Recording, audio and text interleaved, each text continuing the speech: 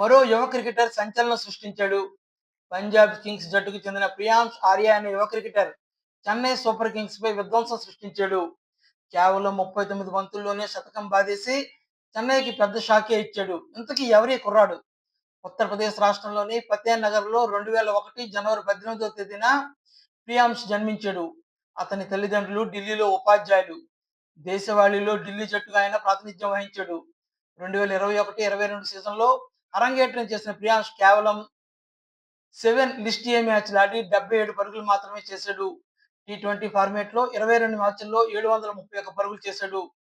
Delhi premier లీగ్లో old Delhi జట్టుపై 30 బంతుల్లోనే 57 పరుగులు, central Delhi Kings పై 51 బంతుల్లో 82 పరుగులు చేశాడు. నార్త్ ఢిల్లీ స్ట్రైకర్ పై 50 బంతుల్లో 120 పరుగులు చేసిన ఆర్య ఒకే ఓవర్లో 6 సిక్స్లు కొట్టి అంతర్దృష్టి ఆకర్షించాడు. లెఫ్ట్ హ్యాండ్ తో బ్యాటింగ్ చేసే Priyansh right arm of break bowling కూడా చేస్తాడు. ఐపీఎల్ మెగా వేలంలోకి వచ్చిన ప్రియాంష్ ను పంజాబ్ కింగ్స్ జట్టు 3.80 కోట్లు వెచ్చించి దక్కించుకుంది.